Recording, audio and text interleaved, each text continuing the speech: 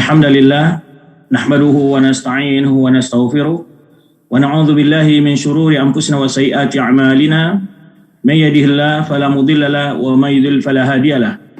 Asyhadu an la ilaha illallah wahdahu la syarika lahu wa asyhadu anna Muhammadan abduhu wa rasuluhu la nabiyya ba'dah. Ya ayyuhalladzina amanu taqullaha haqqa tuqatih wa la tamutunna illa wa antum muslimun. Ya ayyuhan nasu taqu rabbakumul ladzi khalaqakum min nafsin wahidah wa khalaqa minha zawjaha wa batha minhuma rijalan katsiran wa nisaa'a wattaqullaha alladzi tasaaluna bihi wal arham innallaha kana 'alaikum raqibah. Ya ayyuhalladzina amanu taqullaha wa qulu qawlan sadida yuslih lakum a'malakum wa yaghfir lakum dhunubakum wa may yuti'illaha wa rasulahu faqad faza fawzan 'azima. Amma ba'd fa inna asdaqal hadithi kitabullah wa khairul hadi Muhammadin sallallahu alaihi wasallam wa syarrul umuri muhdatsatuha wa kullu muhdatsatin bid'ah wa kullu bid'atin dhalalah wa kullu dhalalatin finnar. Para akhwat, para sahabat, para salihin yang dimuliakan Allah Subhanahu wa taala. Puji dan syukur kepada Allah Subhanahu wa taala. Semoga Allah Subhanahu wa taala senantiasa membimbing kita untuk selalu istiqamah dalam menuntut ilmu, mengamalkannya serta mengajarkannya. Tak lupa pula kita mengungkapkan salawat dan salam buat Nabi kita Muhammad sallallahu alaihi wasallam. Semoga kita senantiasa diberikan keikhlasan oleh Allah Subhanahu wa taala di dalam menjalankan sunnah beliau, mempelajarinya dan mengamalkannya.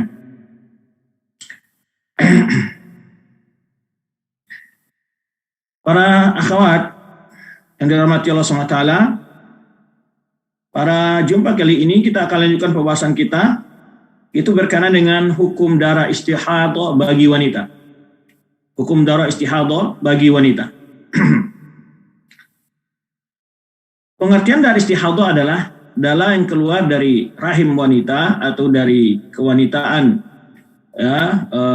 Maka darah itu bukan pada waktu haid dan bukan pula karena disebabkan oleh nifas. Disebut dengan darah penyakit. Itu dalam bahasa kitanya penyakit, ya. Dan bagaimana hukum-hukumnya tentang darah ini? Apakah wanita boleh sholat, puasa, berhubungan intim suami istri? Apakah dibolehkan? Dan tentu banyak lagi hukum-hukum lain yang berkaitan dengan hal ini. Apakah darah istihadah membolehkan wanita untuk belajar di masjid, membaca Al-Quran, ya, memegang Al-Quran, dan seterusnya. Baik, darah istihadah secara umum hukumnya seakan-akan tidak ada darah, ya, artinya tidak ada hubungannya dengan ibadah. Artinya wanita normal menjalankan ibadah-ibadahnya yang biasa.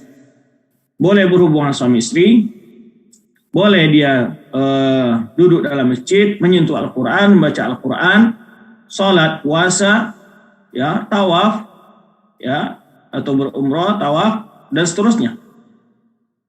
Ya, tidak ada halangan bagi dia untuk menjalankan ibadah. Cuman ada ketentuan khusus dalam hal ini, yaitu dengan catatan dia selalu menjaga agar darahnya tidak mengkotori masjid, dan saat dia sholat dia harus berwudu setiap sholat. Dan jika dia mengalami kesulitan untuk mengantisipasi keluarnya darah, maka wanita istihadah dibolehkan menjamak sholat, yaitu zuhur dengan asar, maghrib dengan isya. Nah, ini secara umum hukumnya.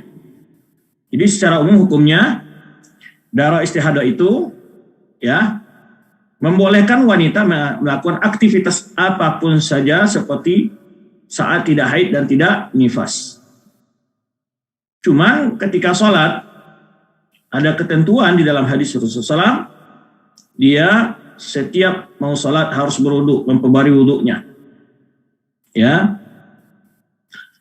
Kemudian dia juga tidak dilarang untuk memegang Al-Quran, menyentuh mushaf, ya, dan membaca Al-Quran, ataupun duduk di dalam masjid, dengan syarat dia dapat mengontrol darahnya tidak mengotori tempat ibadah, yaitu masjid. Dan juga dibolehkan bagi wanita yang sedang istihadah, dia digauli oleh suaminya. Boleh digauli oleh suaminya. Baik. Ini secara ringkas ya. Hal-hal yang berkaitan dengan istihadah. Tentu setelah ini kita akan jelaskan dalil-dalilnya. Ya, biar mudah dipahami, kita ambil dulu kesimpulan yang umum. Bagaimana sikap wanita ketika mengalami istihadah atau darah yang keluar dari rahim wanita, bukan.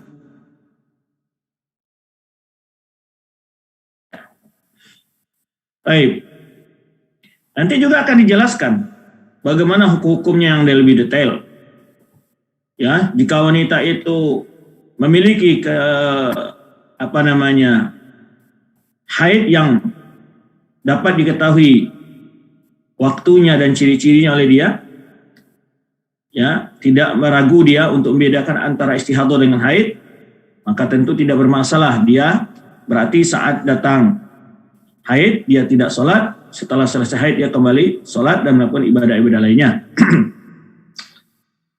Namun bila dia tidak memiliki ketentuan hari yang tetap, nah gimana pula dia? Jika dia tidak memiliki ketentuan hari yang tetap, maka dia berupaya mengenal ciri-ciri darah haidnya.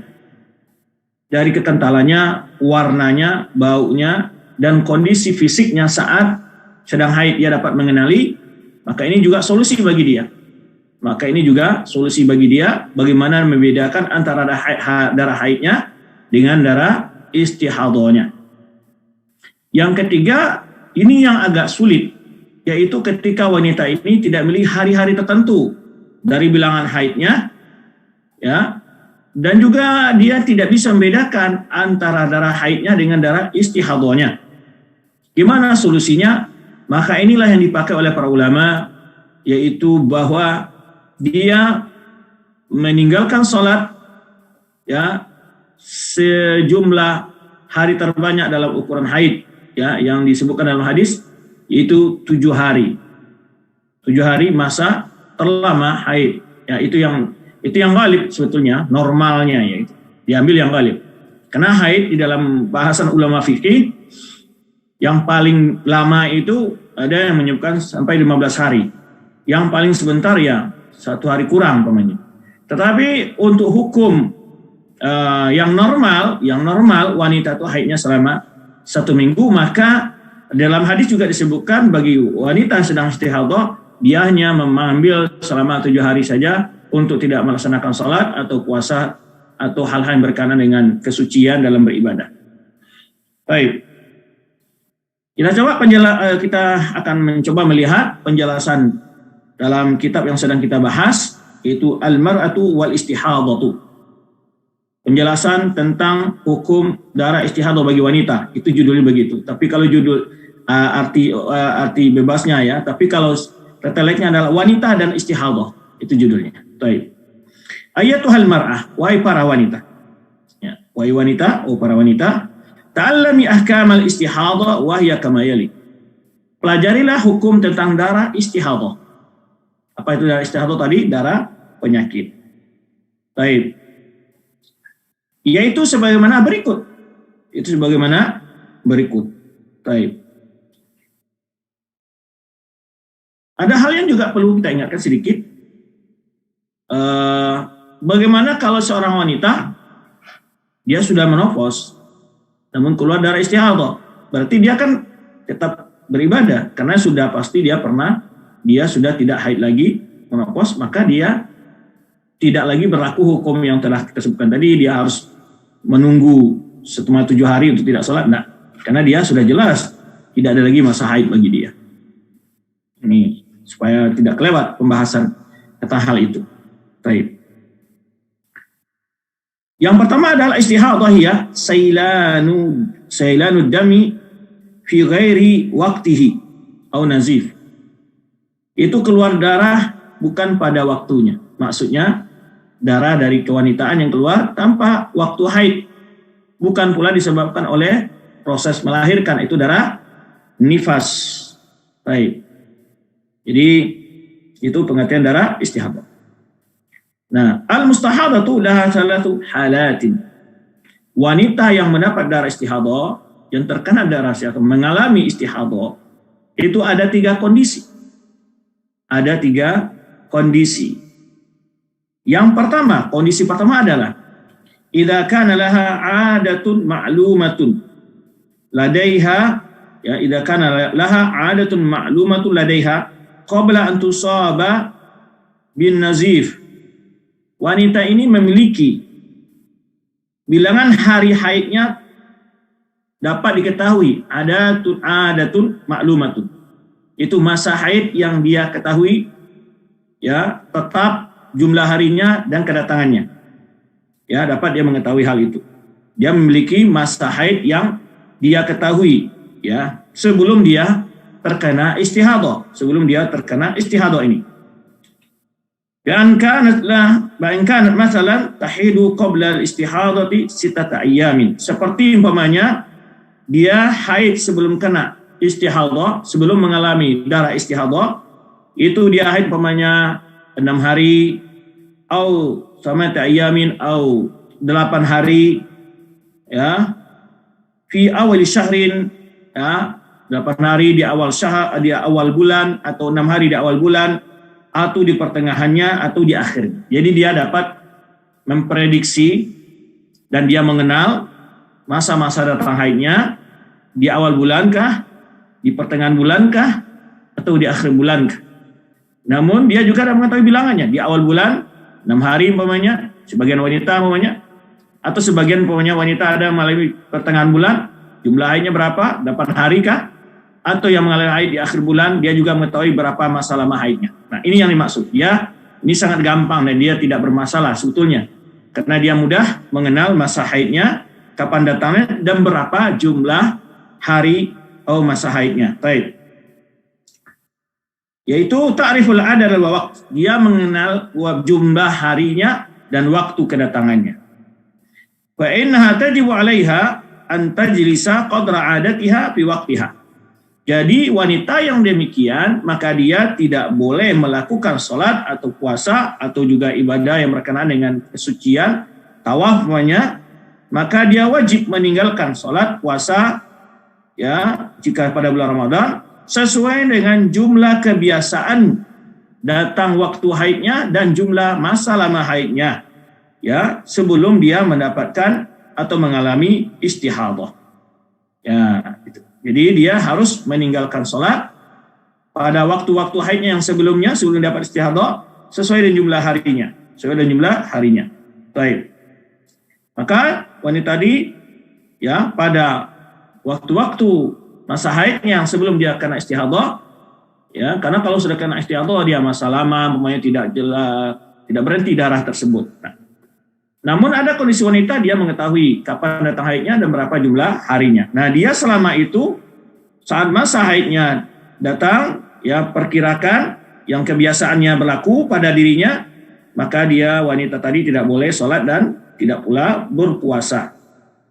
Wa tu'tabar laha kull ahkamin, tu'tabar laha, na'am, kull ahkamil haid. Maka selama masa kebiasaan haidnya itu berlaku hukum haid, berlaku segala hukum haid. Apa hukum haid? Sebelumnya sudah dijelaskan. Ya, tidak boleh umpamanya dia menetap di masjid, tidak boleh sholat dan puasa, tidak boleh digauli oleh suaminya, tidak boleh menyentuh mushaf, tidak boleh tawaf jika dia melaksanakan umrah atau haji. Ya, nah ini hukum-hukum haid. Baik. Wa idzan tahat adatuha iktasalat wa salat wa tabarat baqiyat dam istihadatan. Nah, kalau sudah selesai, umpamanya dia haid biasanya di awal bulan selama 7 hari, maka setiap awal bulan dia hitung 7 hari, dia tidak boleh sholat, tidak boleh menyentuh mushaf, tidak boleh puasa jika bulan Ramadan, atau jika berumrah dan haji atau haji tidak boleh bertawaf.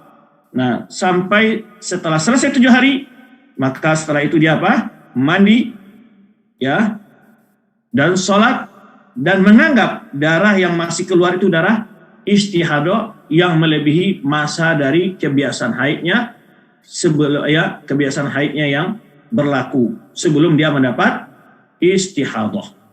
Ya, gampang kan memahaminya? Baik. Landasannya adalah hadis Aisyah anha bahwa dia berkata, Aisyah berkata, "Inna Umma Habibah sa'al Rasulullah sallallahu alaihi wasallam," bahwa Ummu Habibah bertanya kepada Rasulullah sallallahu alaihi wasallam, ya, anidam, tentang darah. Ya, maksud darah sini tentu tentang darah istihadah ya. Faqalat Aisyatu, maka Aisyah berkata, "Ra'aitu mirkanaha," aku melihat mirkanaha. Mirkanaha itu adalah artinya adalah ember yang biasa tempat cuci pakaian masa dulu gitu ya, atau bejana, yaitu mal'ana daman, banyak penuh dengan darah. Jadi dia melihat bagaimana bukti istihadahnya itu, dia mengalami istihadah, ya semua embernya disebutkan oleh Aisyah melihatnya penuh dengan darah, ya, atau bejananya. Waqala Rasulullah SAW, maka Rasulullah SAW memberikan jawaban kepadanya ketika bertanya tentang darah istihadah tersebut. Umkuthi qadra makanat tahbisuki haidatuki. Artinya umkuthi itu adalah tinggalkanlah sholat atau puasa jika bulan Ramadan dan ibadah-ibadah yang memang disyaratkan kesucian dari haid. Nah, selama masa yang haidmu melarangmu sebelum ini. Jadi masa haidmu sebelum ini berapa? Ya, maka itu selama itu kamu tidak boleh, ya, anggaplah itu masa haidmu seperti biasa, itu maksudnya. Dan selama itu kamu tidak boleh melaksanakan ibadah-ibadah yang disyaratkan, ya, untuk ibadah tersebut kesucian dari haid, ya. Nah, maka tidak boleh kamu melaksanakan. Maka kata Rasulullah SAW, ya, menetaplah selama masa yang telah menahanmu haidmu, ya, artinya kamu meninggalkan sholat atau ibadah-ibadah yang lain, ya, yang memang diharuskan memiliki kesucian dari haid selama masa kamu sebelumnya, yaitu masa haidmu yang sebelumnya melarangmu untuk melaksanakan ibadah itu. Nah, itu yang dipakai kata Rasulullah SAW. Kemudian kalau sudah itu, sumaktasili, kemudian setelah lalu mandi, wasalli, dan sholat, mandi dan sholat. Baik. Jadi banyak hal ya yang perlu dipelajari oleh wanita tentang hal-hal kesucian ini. Dan sebagian wanita kadang-kadang, ya maaf, kita perlu diingatkan sedikit, bermudah-mudah dalam masalah haid, mandi dari haid. Kadang-kadang ya dia sudah bersih, kemudian pergi keluar rumah, ya, ke mall, ke pasar semacam, dan sampai pada waktu masuk sholat, sekian waktu sholat sudah terlewat, dia tetap tidak mandi. Nah, ini menunjukkan betapa pentingnya menjaga kebersihan di dalam Islam itu, sehingga ada aturan dan ajaran, tuntunan yang diajarkan bagaimana ketika bersih dari haid. Dia harus mandi. Begitulah agama kita mengajarkan bagaimana tuntunan yang begitu baik menjaga kesucian dan kebersihan baik lahir maupun batin. Baik. Hadis ini diriwayatkan oleh Imam Muslim. Dan juga berdasarkan hadis yang lain, landasannya ada hadis Aisyah juga berkata, ya, dia berkata Aisyah ini, Ja'at Fatimah ibnatu Abi Hubeish, ya, bahwa Fatimah putri dari Abu Hubeish datang kepada Nabi Sallallahu Alaihi Wasallam, faqalat, lalu bertanya atau berkata, wahai Rasulullah, ya Rasulullah, ini imra'atun ustuhadu, saya wanita yang terkena istihadah, Wala athur, saya tidak pernah bersih dari darah. Wala athur. Baik. Apa dalam salat? Apakah saya boleh meninggalkan salat terus? Itu tentu begitu masuk pertanyaannya. Waqala Rasulullah SAW, maka Rasulullah SAW menjawab, la, jangan tinggalkan salat. Nah, innama dzalika irkun, itu adalah urat, ya, yang mengeluarkan darah. Walaysa bihaidin, itu bukan haid. Itu bukan haid kata Rasulullah SAW. Ya, karena dia tidak berhenti darahnya keluar. Ya. Lalu Rasulullah memberikan tuntunan. Fa idza aqbalat haidatuki, kalau sudah datang masa haidmu, nah, pada salat, tinggalkan salat. Kalau sudah datang masa waktu haidmu yang biasa, maksudnya tentunya, ya, sebelum kamu dapat istihadah, ya, maka apabila datang masa haidmu yang biasa, tinggalkan salat. Wa idza adbarat faktasili, kalau sudah selesai masa haidmu yang biasa sebelum kamu datang dan mendapat istihadah ini, maka hendaklah kamu mandi, faktasili, mandi, ya. Apabila sudah selesai tentu mandi tadi, faksili ankidam, bersihkan darah itu darimu, ya. Summa sholli, kemudian salat. Summa tawadha'i li kulli salatin, kemudian berwuduklah setiap mau salat. Nah, ini dalilnya bahwa wanita istihadah dia harus memperbarui wuduknya setiap mau salat. Setiap mau salat. Baik. Hatta yaji'a dzalikal waqt, sampai datang lagi waktu yang tadi. Waktu yang tadi maksudnya itu waktu yang biasa masa haidnya. Nah, kalau sudah datang lagi masa haidnya, waktu yang biasa dia kenal, ya, awal bulankah, pertengahankah, atau di akhir bulankah, berapa lamanya, selama itu dia tidak sholat, dan kemudian setelah itu kalau darah masih keluar, dalam masa kebiasaan sudah selesai, maka dia wajib mandi, dan dia wajib sholat. Baik.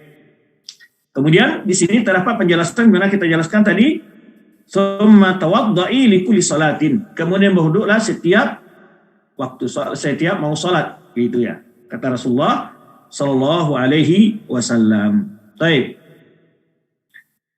Itu kondisi wanita yang mengetahui kapan masa haidnya dan berapa lamanya. Baik. Kondisi yang kedua adalah wanita yang terkena istihadah, laisa laha adatun ma'lumah, dia nggak punya ketentuan hari.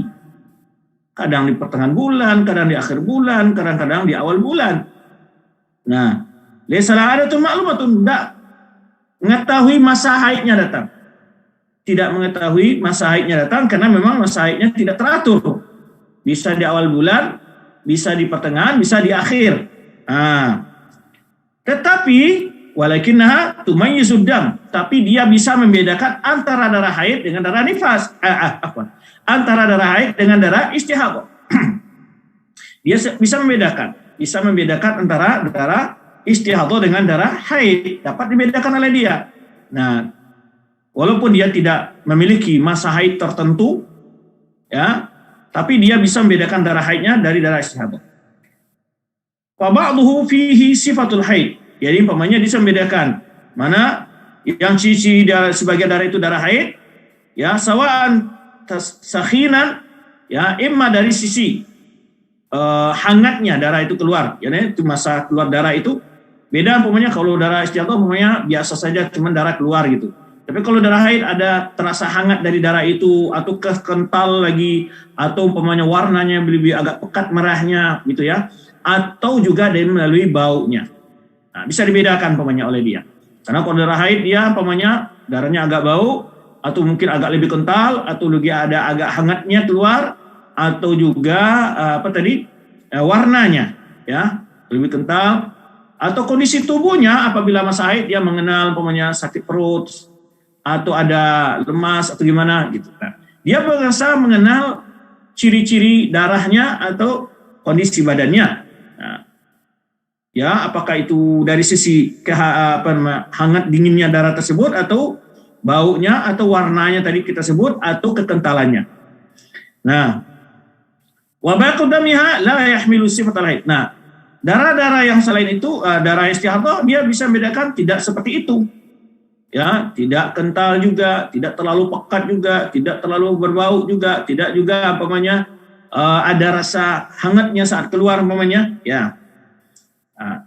Ka ahmar laisa lahu raihah, seperti umpamanya darahnya agak merah tetapi enggak bau, walaupun kentalnya sama tapi enggak bau, berarti bisa dibedakan. Oh, darahnya sama merah sama kental umpamanya tetapi tidak hangat, seperti keluarnya darah haid umpamanya. Maka fa'in wajibu 'alaiha untuk tabardam alladhi fihi sifatul haid. Maka di sini dia wajib menganggap darah yang keluar tadi yang memiliki sifat-sifat darah haid, selama itu dia tidak boleh sholat dan melakukan ibadah-ibadah yang disyaratkan kesucian dari haid. Ya, tetap di masjid nggak boleh, itu musam boleh, jika sedang umrah dan haji tidak boleh bertawaf dan tidak boleh digauli oleh suaminya. Nah, itu jika dia dapat mengenal ciri darah haid dan membedakannya dengan darah istihadahnya. Maka selama darah keluar itu membawa sifat-sifat darah haid yang dia ketahui, kentalannya atau kehangatannya atau warnanya, ya, atau dari sisi baunya, maka selama itu masih berlaku ciri-ciri haid tadi, selama itu dia tidak boleh sholat dan berpuasa jika pada bulan Ramadan. Baik. Ini yang kedua juga lebih ringan ya, bisa dibedakan karena punya solusi untuk membedakan antara darah haid dengan darah istihadahnya. Baik. Jadi apabila ya mengetahui sifat-sifat darah haidnya, maka dia wajib ya fa in wajib 'alaiha an tu'tabar dam alladhi fihi sifatul haid, maka dia wajib menganggap darah yang membawa sifat-sifat darah haid itu sebagai haid dan dia meninggalkan salat dan puasa. Wa tu'tabar ma adahu istihadatan, dan menganggap darah selain yang tidak membawa sifat-sifat darah haid tadi, ciri-ciri darah haid itu tidak ada padanya, maka selama itu dianggap darah istihadah. Darah istihadah. Baik. Fa idzan tahadam, apabila sudah selesai darah yang memiliki sifat-sifat darah haid tadi, dari segi kentalannya, warnanya kah, baunya kah, kehangatannya kah, ya, maka setelah itu dia wajib mandi dan salat dan puasa jika pada bulan Ramadan. Dan dia menganggap dirinya seperti orang suci dari haid. Seperti orang yang suci dari haid. Landasannya adalah berdasarkan hadis Fatimah binti Abi Hubaysh yang sebelumnya disebutkan dalam riwayat sebelumnya, annaha kanat tustahadu, bahwa dia pernah kena itu kondisi mendapat istihadah, terkena istihadah. Faqala laha Nabi sallallahu alaihi wasallam, maka Nabi sallallahu alaihi wasallam berkata kepadanya, "Idza kana damul haid fa innahu aswad." Maka Rasul memberikan, apabila darah haid cirinya itu agak lebih kehitaman, yu'rafu, ya, bisa dikenal itu. Atau tadi dari ciri yang lain tadi ya, baunya, kentalannya, warnanya. Kalau disini warnanya agak lebih dekat kehitaman, kehitaman kata Rasul seperti ini. Aswad, lebih hitam, yang bisa dikenal. Fa idza kana dzalika, jika hal itu datang kata Rasulullah SAW, darah yang hitam, kental atau ciri-ciri darah haid itu datang, ya, famsiki anis salat, maka berhenti salat. Berhenti salat. Ya. Kalau ciri darah haid itu lebih kental umpamanya, atau lebih hitam umpamanya, atau ada baunya, maka di hadis ini sebutkan oleh Rasulullah SAW, fa inu aswad. Fa idza kana damul haidati fa inu aswad. Kalau darah haid itu lebih hitam kata Rasulullah SAW, nah, itu bisa diketahui, yu'rafu, bisa diketahui. Maka apabila demikian kata beliau, maka tinggalkan salat. Fa idza kana al-akhar, kalau sudah berbeda, bukan hitam lagi umpamanya, atau tidak lagi berbau umpamanya, atau tidak lagi merapakan kehitaman tadi, atau tidak lagi ada rasa kehangatan saat keluar, jika biasanya saat haid ada kehangatan saat keluar umpamanya, atau kekentalan juga berbeda umpamanya. Nah, fa in kana al-akhar fatawaddai, maka kalau sudah yang lain bukan lagi darah haid, mandi tentunya, kemudian berwuduklah dan salatlah kata Rasulullah sallallahu alaihi wasallam. Fa inna ma hiya irqun, itu adalah urat yang mengeluarkan darah tersebut, itu darah penyakit maksudnya, atau darah istihadah. Hadis ini diriwayatkan oleh Abu Daud, ya, fa hadha hukm mustahadah al-mumayyizah. Tumayyizud dam. Ini hukumnya wanita yang terkena istihadah tapi dia bisa membedakan antara darah istihadah dengan darah haid. Baik. Kondisi yang ketiga. Kondisi ketiga adalah idza kan laysa laha 'adatun ta'lamuha wala sifatun, ya, tumayyizu biha al-haidha min ghairihi. Wanita ini enggak memiliki masa haid tertentu. Tidak bisa ya, masa haidnya sebelum datang istihadah tidak karuan, datang awal, akhir, bulan, pertengahan, ya, dan seterusnya. Dan juga nggak ada bedanya, ya, tidak bisa membedakan atau tidak ada beda antara darah haidnya dan darah istihadahnya. Apa solusinya di sini? Nah, ini solusi yang terakhir, yaitu, ya, wajib 'alaiha an tajlisa ghalibal haid, maka dia wajib untuk meninggalkan sholat atau puasa pada bulan Ramadan, ya, atau amal-amal lain yang berkenaan dengan larangan ketika haid, ya, maka dia wajib meninggalkan selama, yaitu masa haid yang umum. Apa masa haid yang umum bagi wanita? Itu 6 sampai 7 hari. Ya, itu masa haid yang umum bagi wanita. Secara umum wanita itu haidnya rata-rata adalah yaitu 6 dan 7 hari. Di setiap bulannya dia tinggalkan. Apa di awal bulan atau di akhir bulan 7 hari itu terserah. Yang penting dia ya ambil saja 7 hari setiap bulan. Mau diambil di awal bulan saja boleh, dia mau diambil di tengah bulan saja boleh, mau diambil setiap akhir bulan juga boleh. Yang penting dia hanya boleh meninggalkan sholat dan puasa selama 7 hari saja. Terserah. Karena memang darah haidnya nggak bisa dibedakan dengan darah istihadahnya. Dia nggak punya masa haid yang tertentu juga. Oh mau sekarang, mau di awal bulan dia ambil. Besok di pertengahan ini tidak ada penjelasan para ulama. Yang penting dia menjelaskan dia meninggalkan sholat dan puasa selama 7 hari setiap bulannya. Baik, maksimal 7 hari. Maka wanita tersebut meninggalkan sholat dan puasa, kemudian setelah itu mandi dan sholat. Baik. Mana dalilnya, landasan di sini? Landasnya adalah hadis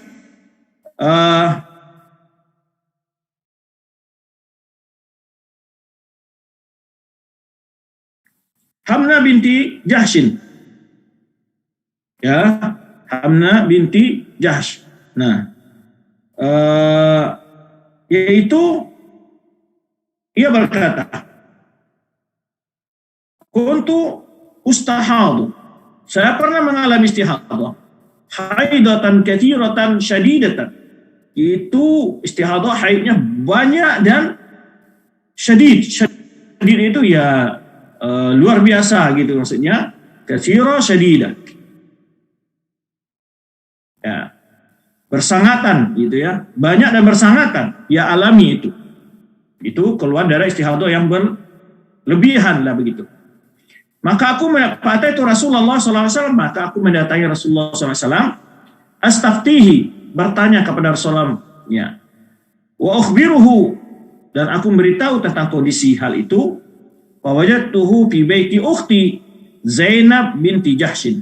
Aku temui Rasulullah SAW itu di rumah saudariku Zainab binti Jahsh. Faqultu ya Rasulullah, wahai Rasulullah, ini imra'atun ustahad. Wahai Rasulullah, wanita yang terkena istihadah. Aku seorang wanita yang terkena istihadah.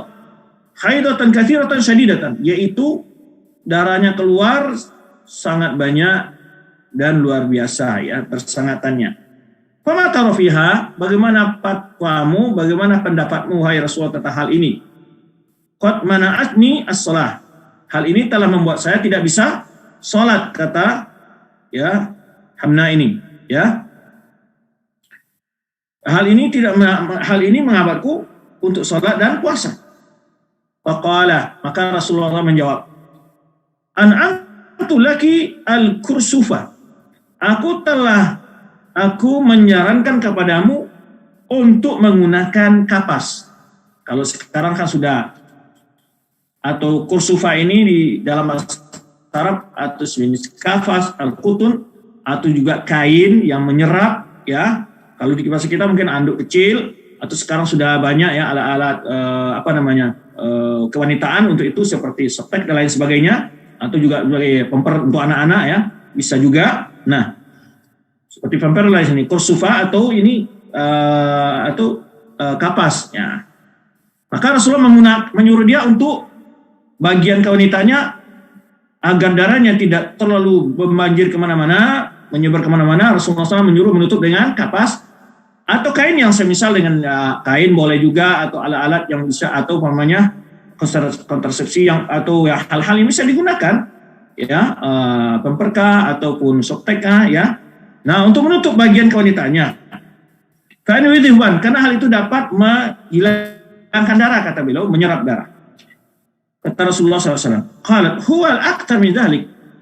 Kata Hamna ini ya, binti Jahsh ya, dia lebih banjir dari itu ya Rasulullah. Nggak bisa pakai softtek, nggak bisa karena darahnya begitu banyak ya. Kemudian juga ya mengucur gitu ya. Maka nggak bisa pakai kapas, pakai anduk, umpamanya nggak bisa. Lebih deras darahnya gitu ya, deras dan banyak. Ya itulah, syadidah, deras dan banyak. Gimana? Kata Hamnah bertanya kepada Rasulullah SAW. Ya. Qala fakhudhi thawban. Maka Rasulullah SAW, kalau begitu gunakan kain. Ya, kita aduk lah mungkin ya, lebih besar, lebih agak menyerap. Faqalat huwa aktar min dzalika. Katanya Hamnah ini lebih nggak bisa digunakan kain wahai Rasulullah. Kemudian huwa aktar min dzalika, lebih banyak dari itu. Ya, nggak bisa tertahan pokoknya. Inna ma'asuddu sajjan. Bahkan saya mengguyur dengan air banyak. Diguyur dengan air banyak supaya darahnya hilang gitu ya. Nah, kemudian qala Rasulullah SAW, maka Rasulullah bersabda, "Sa'amuruki bi amraini." Aku memberikan dua solusi untukmu. Ayyuhuma fa'alti ajza'anki. Ya, mana yang kamu pilih itu cukup bagi kamu. Minal akhar, tidak usah yang lainnya. Wa in qawiti ya alaihima fa anti alam. Ya. Jika engkau dapat menguasai melakukan salah satu keduanya, jika engkau dapat melakukan keduanya, ya, maka engkau lebih tahu. Jadi kata Rasulullah, saya berikan dua solusi.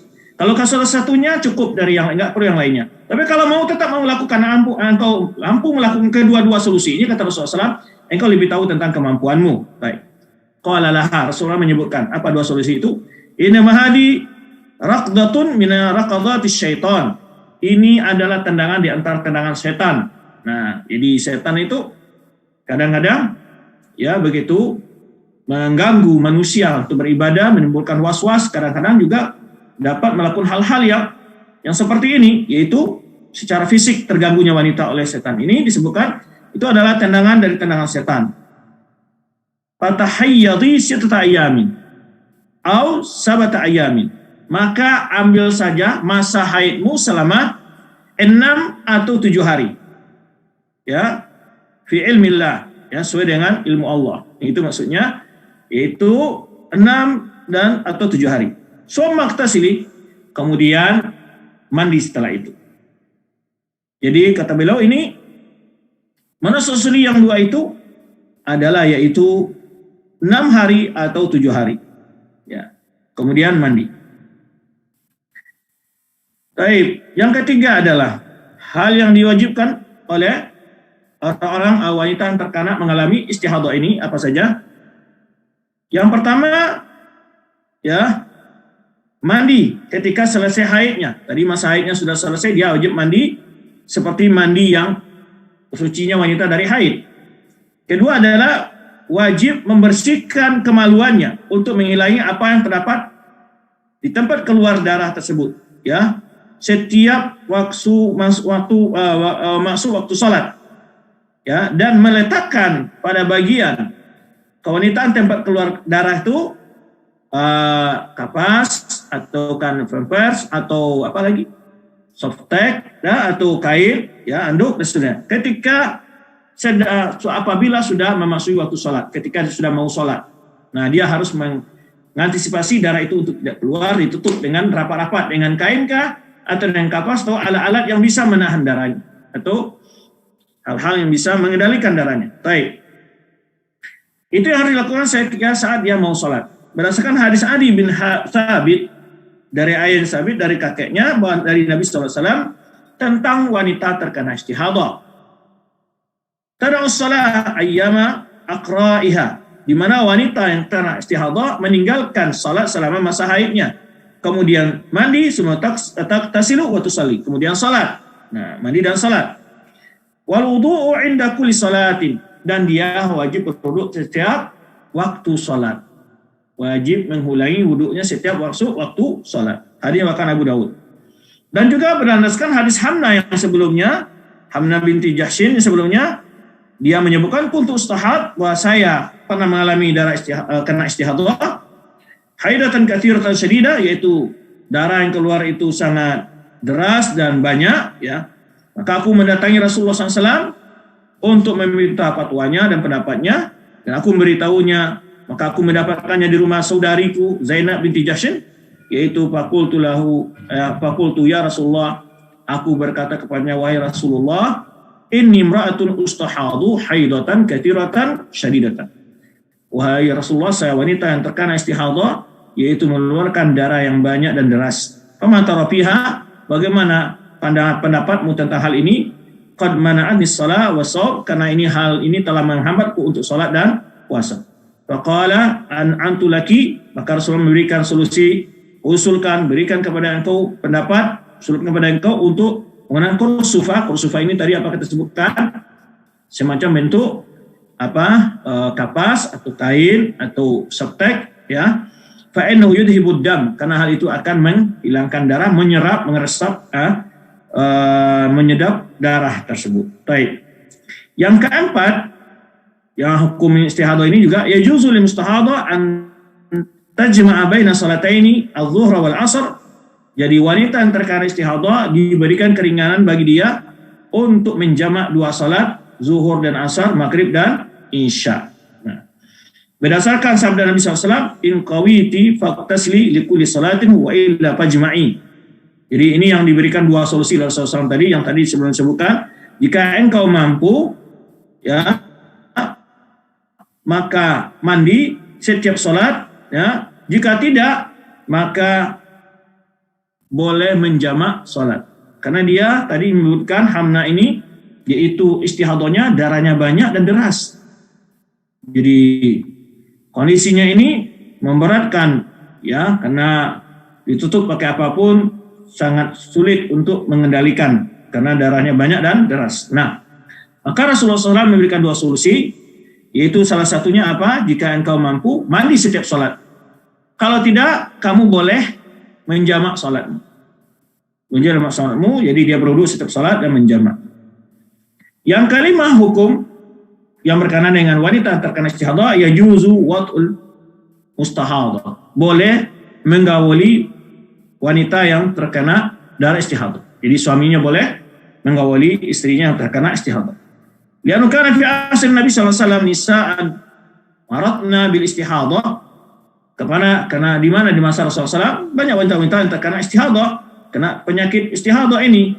Wa kana azwajuhunna yata'uhunna, di mana suami-suami mereka tetap menggauli, mencampuri istri-istri mereka.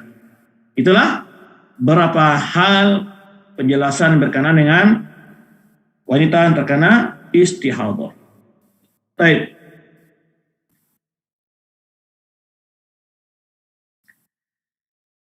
Kita lanjut masuk ke pembahasan berikutnya. Ya. Mudah-mudahan cepatnya kita bisa menyelesaikan kitab ini, maka kita tidak mesti menyelesaikan satu judul saja setiap pertemuan, kalau bisa dua judul kita usahakan. Sesuai dengan panjang pendeknya penjelasan yang ada dalam kitab ini. Baik, berikutnya adalah tentang antara wanita, hukum tato, dan menjarangkan gigi, mengikir giginya supaya jarang, ya, kelihatan cantik dan lebih mudah. Nah, apa hukumnya ini? Atau memakai apa? Tato, al-wasm. Tato, boleh enggak? Nah, itu hal mar'atu, wahai para wanita. Innalaki an tatazayyani bima abahallahu fi hududi syar'illah. Wahai wanita, kamu diperbolehkan memperhias diri kamu dengan apa yang Allah halalkan, apa yang Allah bolehkan, sesuai dengan batasan-batasan yang disyariatkan Allah. Boleh kamu mempercantik dirimu, boleh.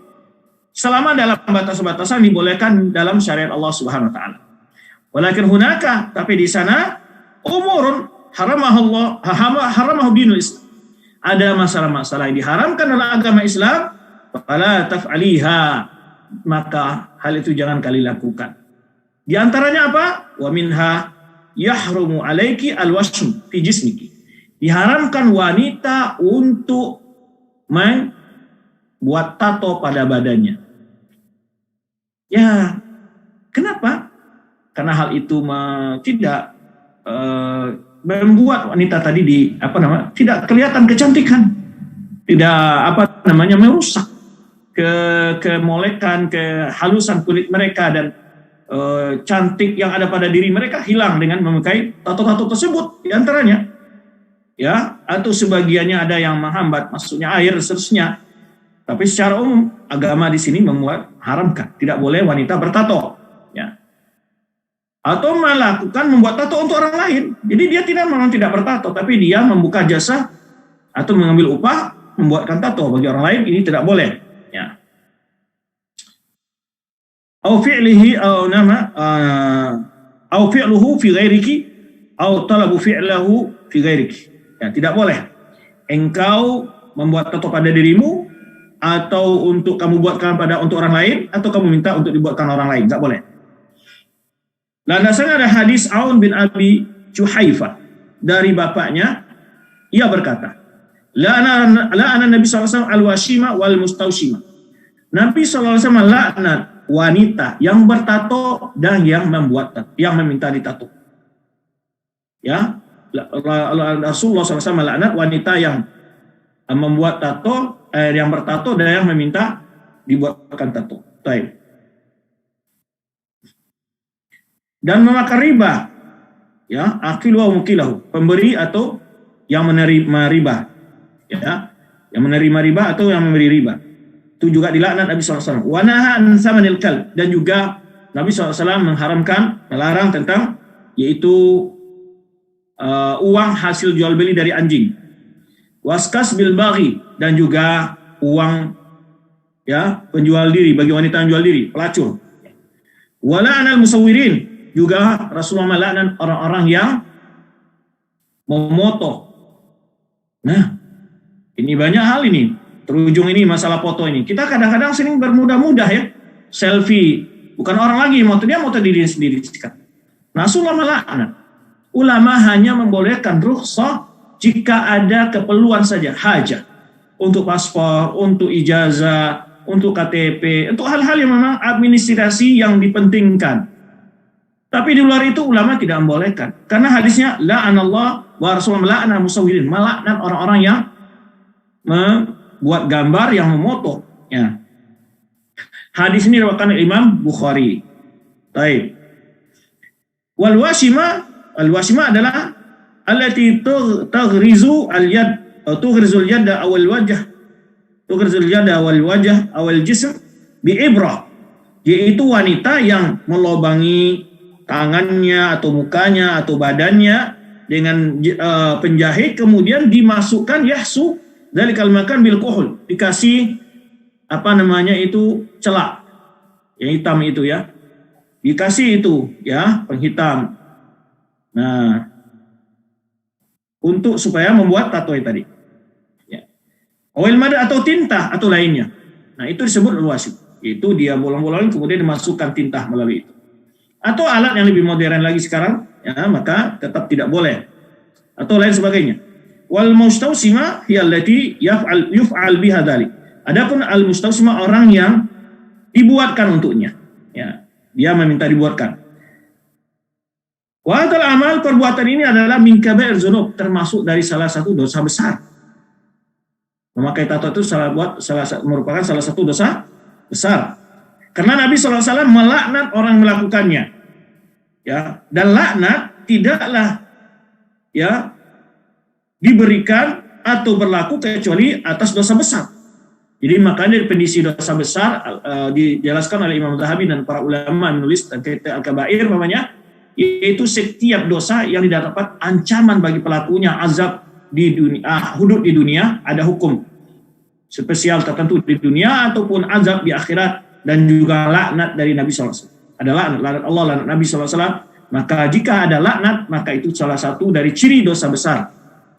Ya, maka itu merupakan salah satu dari dosa besar. Karena Nabi SAW melaknat orang melakukannya, dan laknat itu tidaklah berlaku kecuali atas dosa besar, ya, atas dosa dari dosa besar.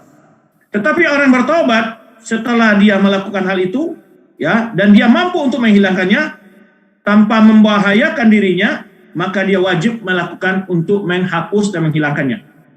Jika dia sudah pernah membuat kemudian bertobat, nah, dia bisa menghilangkannya tanpa merusak dirinya, tidak membahayakan dirinya, maka hal itu boleh dia lakukan. Ya. Namun bila terjadi kerusakan pada organ tubuhnya jika dilakukan, ya, atau butuh biaya yang besar dan dia tidak punya, maka dia tidak diharuskan untuk menghilangkannya. Apabila dia mampu tanpa menimbulkan mudarat pada jasad, pada tubuhnya, ya, maka dia dibolehkan, maka diperintahkan dia untuk menghilangkannya. Ya, apabila telah terjadi dia melakukan hal itu, ya, membuat tato, kemudian dia bertobat. Jika dia menghapusnya, menghilangkannya tidak membawakan bahaya, maka dia wajib melakukan hal itu. Tapi bila menanggung resiko bahaya, jika dihapus, dihilangkan, maka tidak diwajibkan untuk dihilangkan atau dihapus. Nah, itu sudah, mungkin ada yang bertanya ya. Nah, sudah terjawab itu pertanyaannya, bagaimana kalau sudah pernah terlanjur Ustaz, sekarang saya mau bertobat. Nah, jika bisa dihilangkan dengan bahan-bahan kimiawi atau cara-cara yang tidak merusak organ tubuhnya, dibolehkan. Namun bila hal itu akan merusak, ya, menimbulkan bekas yang jelek, yang buruk gitu ya, maka tidak dibolehkan untuk dihapus. Baik, yang kedua, diharamkan juga bagi wanita, ya, wa ihram alaiki at-tafallut lil husni, yaitu mengikis gigi untuk demi kecantikan. Tapi kalau giginya itu menjong-menjong lalu dipakai diatur, sudah masalah, atau dia bolong, ditombok, itu nggak masalah. Tapi bila tujuannya itu adalah membuat kecantikan, yaitu, tapi kalau giginya itu luar dari normal biasa, agak lonjong ke depan lalu dimundurin gitu, umpamanya, nggak masalah. Ya, tapi yang dimaksud sini adalah mengikir istilahnya, ya, disebutkan di sini, yaitu atafalus, yaitu mengikir itu adalah, ini masalahnya tafalut dengan gigi, ini berhubungan dengan gigi, yaitu baradul asnani bil mumarrid, itu mengikir gigi dengan kikir. Ya, kalau dulu tuh alat tradisional dulu ya, kalau sekarang tuh sudah banyak cara ya. Nah, dan lain sebagainya atau semisalnya, sehingga menjadi yahdutsu bainaha farajan. Jadi ada antara giginya memiliki jarak-jarak supaya cantik gitu ya. Ada jarak yang kecil-kecil, yaitu namanya raubatan fitahsin. Tujuannya adalah supaya untuk lebih cantik. Nah, waqad la'anallah al-mutafalijat, dan Allah melaknat wanita yang melakukan, yaitu mengikir giginya supaya jarang-jarang kelihatannya. Nah, untuk demi supaya cantik. Itu dilaknat oleh Allah SWT. Berdasarkan hadis Abdullah bin Mas'ud, la'anallahu al-washimati wal mustausimat. Allah melaknat. Jadi kalau tadi kan Nabi SAW, ini Allah juga melaknat wanita yang bertato dan meminta dibuatkan tato, wal mutanamisat. Nah, ini sudah kita bahas sebelumnya, wanita-wanita yang mengikis alisnya, mencukur alisnya atau mencabut alisnya, ya. Wal mutafalijat lil husni, wanita-wanita yang mengikir giginya demi untuk supaya kecantikan. Al mughayyirati li khalqillah, sungguh wanita-wanita itu itulah wanita yang merubah ciptaan Allah. Mali la al-an, maka Ibnu Sa'd mengatakan, apakah saya tidak akan melaknat orang dilaknat oleh Nabi sallallahu alaihi wasallam? Wa huwa fi kitabillah, dan itu terdapat dalam kitab Allah. Ya. Maka ketika Mas'ud ini menyampaikan hadis ini kepada para wanita di masa sahabiat banyak yang alim juga, protes juga, ya dia kalau nggak ada dalilnya. Karena Mas'ud menyebutkan wa huwa fi kitabillah, ini ada dalam kitab Allah. Kata Mas'ud. Jadi dalam melanjutkan hadis ini ada wanita yang penasaran di mana dalam kitab Allah bahwa wanita-wanita ini dilaknat. Lalu dia kembali lagi setelah diperiksa dia dari awal sampai akhir Al-Quran dibaca oleh dia, nggak ketemu. Kembali masuk. Lalu mau menjawab, in qara'tihi faqad wajadtihi. Jika engkau membaca Al-Quran, sungguh engkau akan menemukan Al-Quran. Alam tasma'i, bukankah engkau mendengar Allah berfirman, ya, wa ma atakumur rasulu fakhudhu wa ma nahakum anhu fantahu. Bukankah Allah telah mengatakan, apa yang diperintahkan oleh Rasul ikuti. Wa ma nahakum anhu fantahu, apa yang dicegah kalian melakukan, berhenti. Itu kan Allah mengatakan demikian, kata Ibnu Mas'ud. Baik. Yang ketiga adalah apabila gigi-giginya wanita tadi fiha tasyawuhun, ya, ada cacatnya, ada masalah, ya, tidak normal, jelek itu yang perlu wa tahtaju ila ta'dil, butuh untuk diperbaiki, dinormalkan, li izalati dzalika tasyawuh au fiha tasusun, atau untuk menghilangi masalah yang ada pada giginya tadi, ya. atau ada dempet 2, 3 depan gini gitu ya, nggak dicabut dulu waktu kecil sehingga jadi dempet giginya macam. Nah, boleh nggak? Nah, atau ada lubang dan butuh untuk ditambal lainnya. Nah, ini untuk islah ini tidaklah masalah. Ya, min ajli izalah dzalika tasus atau fala ba'sa bihi, maka ini tidak masalah. Jadi kalau memang giginya itu ada apa namanya? Nompok atau gimana gitu ya, maka tidak masalah kalau untuk menormalkannya ya. Ini adalah dari sisi bimbabil ilaj, ini bentuknya mengobati namanya, tidak masalah menghilangi kondisi jelek yang ada pada giginya ya. Dan wa yu'malu dzalika ala yadi tabibin mukhtasar, tapi dilakukan hal itu pada dokter yang memiliki ahlian tentang hal itu. Yang keempat, juga diharamkan maf'alu bil jism li taghyir khalqillah, diharamkan melakukan pada tubuh wanita hal-hal yang merubah ciptaan Allah. Tadi sudah disebutkan di antara tafallus mengikir giginya, wan namas yaitu mencukur alis mata atau mencabutnya, wa ma makan min babit tadawi, adapun dalam bentuk mengobati, ya obati dan menghilangi cacat yang ada ya, wal ilaju fa innahu, atau untuk berobat fa innahu jaizun. Kalau untuk berobat atau cacat atau kekurangan yang tidak normal, maka itu boleh dilakukan. Baik. Yang kelima, watajanabi al-kisr, hindarilah kisr. Apa kisr itu adalah yaitu mu'alajatul mar'ati, wanita melakukan mengobati wajahnya, mengoperasi wajahnya, mengoperasi wajahnya, atau wajah wanita lain dia lakukan untuk itu dengan menggunakan jarum-jarum mengupas kulit, yaitu ya hatta yang yastansyiqa ya yastansyiqa a'lal jid, untuk membuang bagian kulit yang teratas ya, wa yasfu al-laun, sehingga menjadi warnanya putih, dikikis atau bagaimana gitu ya, dengan di sini disebutkan, maka itu tidak boleh. Hal ini terdapat dalam hadis Aisyah, ia berkata, karena Rasulullah SAW yal'an al-qashira wal maqshurah, bahwa Rasulullah SAW melaknat wanita yang mengelupaskan kulitnya biar terlihat bersih putih yang di dalam gitu ya, dikeluarkan kulit yang terluarnya ya. Nah, atau wanita yang diminta lakukan itu, wal washima, wanita yang bertato, wal mustasima, wanita yang minta ditatokan, membuat tato atau minta dibuatkan tato, wal wasila wal mustawsila, wanita yang menyambungkan rambut orang lain atau meminta disambungkan rambutnya. Hadis diriwayatkan oleh Ahmad dengan sanad yang dhaif di sini ya, dijelaskan di sini. Tapi ada hadis lain yang mauquf di dalam Musnad Ahmad juga dari Karimah binti Hammad, ia berkata, aku mendengar Aisyah taqulu, mengatakan, ya ma'syarun nisa, wahai para wanita, iyakunna wa kasyrul wajh, hai para wanita, jangan kalian melakukan yaitu mengoperasi wajah, melakukan apa namanya, mengikis kulitnya itu demi kelihatan supaya putih dan seterusnya. Fasalat hamratun anil khidab. Lalu ada wanita bertanya tentang khidab. Khidab itu adalah mencat rambut atau memakai apa namanya, inai ya, memakai apa namanya, inai atau yang biasa dipakai wanita pada tangannya itu.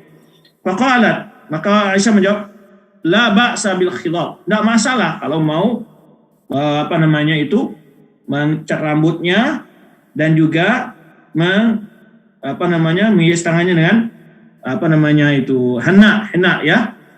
Walakinni akrahuhu, tapi aku nggak suka, kata Aisyah. Li'anna habibi, karena kekasihku yaitu Rasulullah SAW, karena yakrahu rihahu, karena Rasulullah tidak suka baunya, ya, tidak suka baunya. Hadis dari Imam Ahmad. Jadi walaupun hadisnya mauquf, hukum rafu' ini yang membuatkan sahihnya hadis yang sebelumnya sebagai pendukung. Hadis ini didukung, hadis yang sebelum didukung oleh riwayat mauquf ini. Baik. Hadis ini diriwayatkan ada dengan sanad yang marfu' sampai kepada Nabi, dengan sanad yang dhaif, dan juga dengan sanad yang mauquf tapi sahih. Ya. Yang keenam adalah wa yusanu laki aituhal mar'atu an takhdabi yadaiki bil hinna. Yaitu dianjurkan bagi kalian wahai wanita, ya, tangan kalian itu untuk dipakaikan henna, ya. Wa nahwihi mimma la yatajammad, atau lainnya sepertinya yang tidak tajammad itu beku, menghalangi hal masuk air ke kulit, ya, hal yang beku. Kemudian selama hal itu tidak menghalangi air masuk ke kulit ya, dan terhambatnya bersuci. Wa yamna'u taharah. Landasannya hadis Aisyah anha, ia berkata, aumat imra'atun ya, aumat imra'atu ya, aumat imra'atun wa min wara'i sitir biyadiha. Seorang wanita memberikan dengan tangannya sebuah kitab kepada Rasulullah SAW, sebuah buku kepada Rasulullah SAW, ya, di balik sitir, di balik hijab. Nah, faqabala Nabi SAW yadahu, Rasulullah SAW menarik tangannya, nggak jadi diambil oleh dia, ya. Faqala, Rasulullah berkata, ma adri ayadu rajulin am yadu imra'atin, aku nggak tahu ini tangan laki-laki apa tangan perempuan, kata Rasulullah SAW. Qalat, maka wanita tadi menjawab, bal imra'atun, ini wanita ya Rasulullah, gitu ya, wanita. Qala, Rasulullah berkata, lau kunti imra'atan laghayyarti adfaraki yakni bil hinna. Kalau kamu wanita, ya, hinanya, kata Rasulullah SAW. Ya, Rasulullah SAW ragu mengambil ini tangan laki apa perempuan, karena kalau perempuan biasanya kukunya ada henaknya, gitu kan, itu maksudnya. Maka di sini sebagian ulama mengambil, dianjurkan bahwa wanita untuk memakai henna pada tangan atau kukunya. Taib. Hadis diriwayatkan Abu Dawud. Yang ketujuh adalah, lakin idza kana zaujul mar'ati yakrahu khidab bi syai'in min hina, tapi bila suami wanita itu nggak suka rambutnya dihenna, dikasih apa, ataupun kukunya nggak suka dia, atau lainnya, atau hal lain yang dilakukan untuk kecantikan diri, fala takhdabil mar'atu bima yakrahu zawjuha, maka wanita tidak boleh melakukannya untuk melakukan cat pada rambutnya atau pada kukunya, memakai henna ya pada rambut atau badan, pada kukunya, tangannya, ya, bila suaminya nggak suka. Berdasarkan hadis Karimatu binti Hammam, Karimatu bintu Hammam mengatakan, Anra'atan atatna Aisyah anha, bahwa seorang wanita mendatangi Aisyah anha, fasalatha, lalu bertanya kepada Aisyah anha, an khidabil hinna, tentang hukum memakai hinna, ya, pada rambut atau pada jari jemarinya dan kukunya. Faqala la ba'sa bihi, kata Aisyah, enggak apa-apa, boleh. Walakin akrahu, tapi saya enggak suka. Kenapa? Ya, kenapa alasannya sebutkan saya sini, karena habibi Rasulullah SAW yakrahu rihahu, karena Rasulullah SAW, kekasihku Rasulullah SAW, suaminya maksudnya tentunya tidak suka baunya. Ya, hadis riwayat Abu Dawud. Qala Abu Dawud, ta'ni khidab sya'ri ra's, yang dimaksud sini adalah yaitu memberikan hinna, cat rambut dengan hinna. Itu yang disebutkan oleh Abu Dawud rahimahullah taala. Baik. Itulah dua pembahasan yang telah selesai kita bahas dalam majlis kita kali ini. Insyaallah pada jumpa yang akan datang kita akan bahas yaitu tentang wanita dan hukum memakai perhiasan. Wanita dan hukum memakai perhiasan. Wallahu a'lam bishawab. Dan berikutnya kita akan bacakan pertanyaan-pertanyaan yang telah masuk dan dikirim melalui WA. Baik.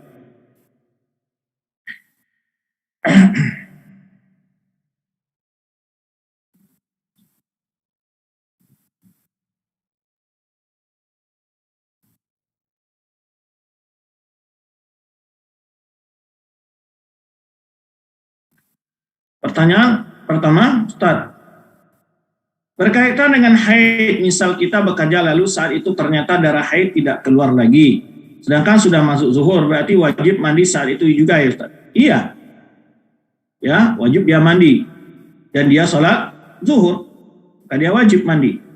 Tetapi mungkin zuhur kan habisnya jam 2 atau jam 2:30, ya boleh dia undur mandinya, boleh, mungkin belum bisa kerja atau minta permisi di akhir jam untuk pulang lebih cepat, atau mungkin cari tempat masjid yang bisa, atau di kantor memiliki tempat untuk mandi, ya bisa saja. Tapi dia wajib mandi kalau sudah masuk waktu sholat, dia wajib sholat pada waktu tersebut. Baik.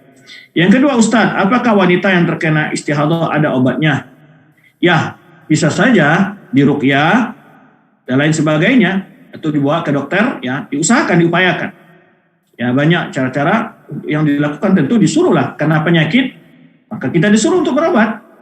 Ya, Rasulullah SAW menyebutkan tadawu ya ibadallah. Berobat wahai para hamba Allah, ma'anzalallahu min da'in ila anzala ma'u dawa, alimahu man alimahu wa jahil man jahilahu. Ya, tidaklah Allah menurunkan sebuah penyakit kecuali menurunkan bersamanya obatnya. Ya, diketahui oleh orang yang mengetahuinya dan tidak diketahui oleh orang tidak mengetahui. Baik. Yang ketiga, izin bertanya Ustaz, apakah keputihan termasuk hadas? Ya, tidak termasuk. Ya, tidak termasuk. Assalamualaikum Ustaz, maaf, izin bertanya, di hari terakhir masa haid lalu langsung berhubungan dengan suami, apakah itu diperbolehkan? Dan setelah hubungan keluar darah lagi, apakah itu masih disebut masa haid? Kalau masa haidnya telah selesai dan dia telah mandi, kemudian dia berhubungan sama istri, kemudian ada lagi coklat keluar, maka itu sudah disebutkan kadrah namanya, dan itu tidak dianggap haid. Baik, tidak dianggap haid. Yang kelima, Ustadz, untuk akhwat setelah melahirkan siklus haidnya berubah. Satu waktu muncul flat, 2 hari lalu hilang. Bagaimana menyikapinya Ustadz? Apakah itu dianggap haid? Tadi kita sebutkan kalau dia sudah bersuci dan bersih, ya sudah berusaha untuk mengetahui. Nah, kalau setelah dia mandi bersuci ada flek-flek sedikit coklat, disebutkan dalam hadis disebutkan wala tu'tabar, maka tidak dianggap haid. Yang keenam, Ustaz, kalau misal ada anak yang mengecat rambutnya tanpa izin orang tuanya gimana? Ya, tentu ketentuan orang tuanya. Kalau orang tuanya membolehkan apa enggak? Ya, tadi catnya juga sudah sebelumnya kita sudah berbicara juga. Selama tidak menyerupai budaya-budaya orang-orang fasik, ya, orang-orang yang tidak berakhlak atau orang-orang yang kebiasaan orang-orang non-muslim, orang-orang kafir, ya. Baik, selama itu dibolehkan saja, tetapi tentu khusus bagi wanita yang tujuannya untuk menyenangkan suami. Baik. Ustaz, bolehkah dijelaskan lebih detail tentang berfoto yang tadi ada sedikit Ustaz bahas? Baik, berfoto hukumnya dibolehkan jika dibutuhkan. Ya, banyak hadis yang menjelaskan hukum foto tersebut. Ya, maka berfoto dibolehkan jika untuk kebutuhan. Apa butuhnya? Contoh apa? Untuk ijazah, ya, KTP, apalagi ya administrasi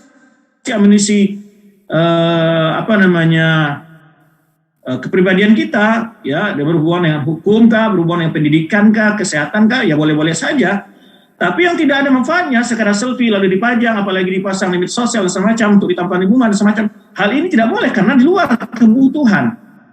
Ya, bahkan ulama itu hanya membolehkan karena hadisnya umum, la'anallahu musawwirin. Allah melaknat orang-orang yang memfoto dirinya atau difotokan.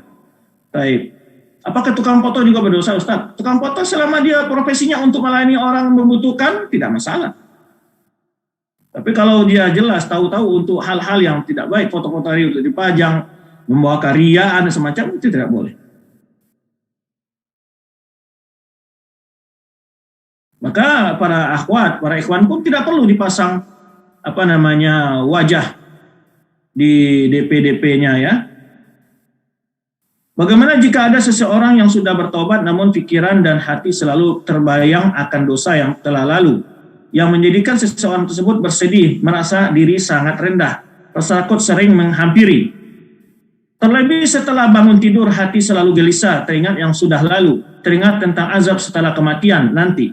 Dan apakah ini termasuk ujian dari Allah untuk membersihkan dirinya dari dosa? Ataukah malah rasa takut berlebihan tersebut datang dari waswas dari setan?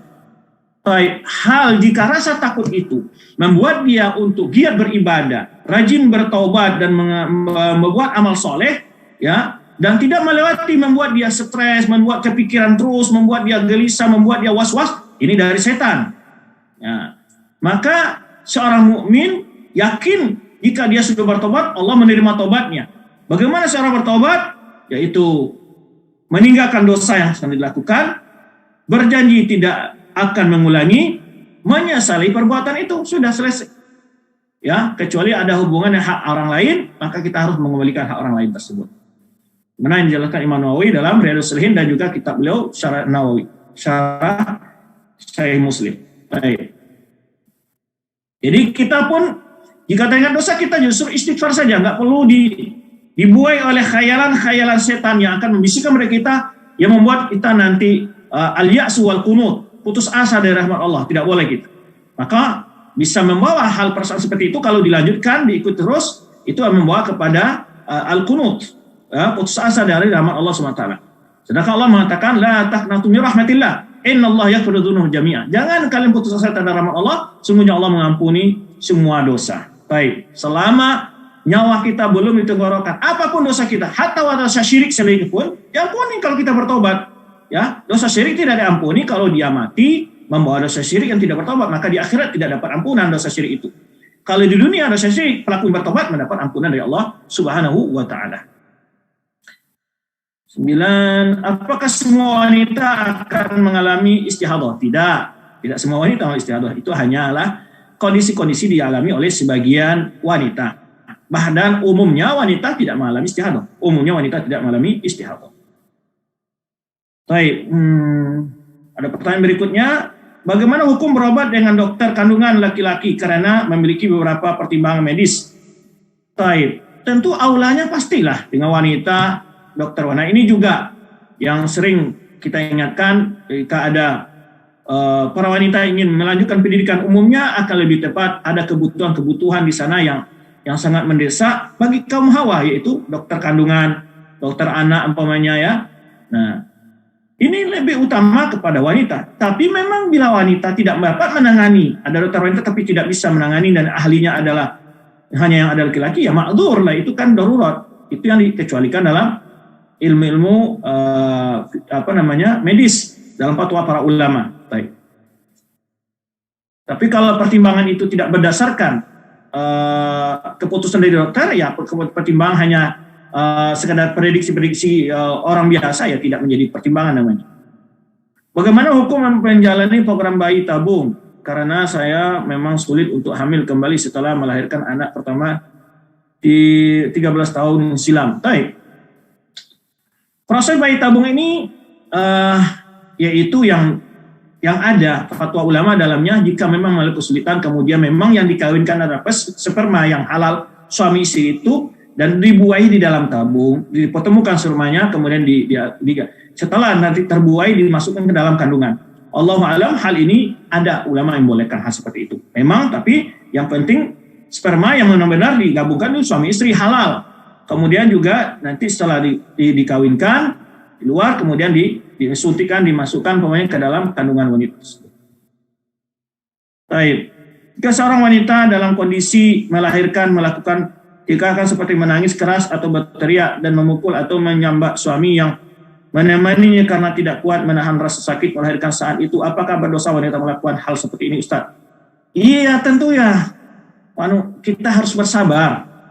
Kita harus bersabar. Perbuatan-perbuatan yang tidak pantas dalam kondisi apapun tetap dihisab kita yang kayak gitu. Cuma kalau dia di luar kesadarannya melakukan hal itu, ya tentu luar kesadaran, tentu tidak dihisab dia. Tapi kalau dia melakukan hal itu dengan kesadaran dan perbuatan itu dia lakukan ya dengan kesadaran penuh dan merasakan ada perbuatan yang salah, ya dia harus meninggalkan perbuatan itu. Kita wajib bersabar tentunya. Baik.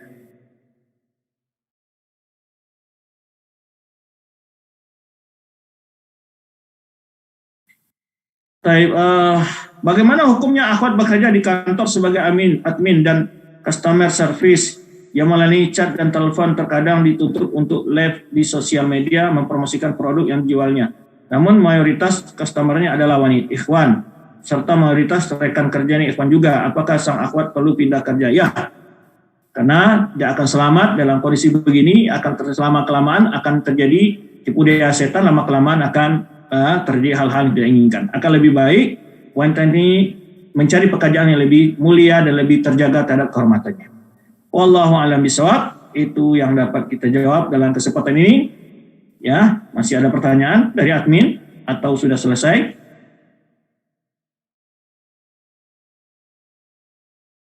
Kalau tidak ada, kita tutup majelis kita pada kali ini. Baik. Tidak ada yang masuk ya. Baik, kita cukupkan sampai di sini dulu kajian kita hari ini. Demikian, terima kasih atas kehadirannya. Mohon maaf atas segala kekurangan penjelasannya. Wallahu a'lam bishawab. Subhanaka Allahumma bihamdika asyhadu an la ilaha illa anta astaghfiruka wa atubu ilaik. Wassalamualaikum warahmatullahi wabarakatuh.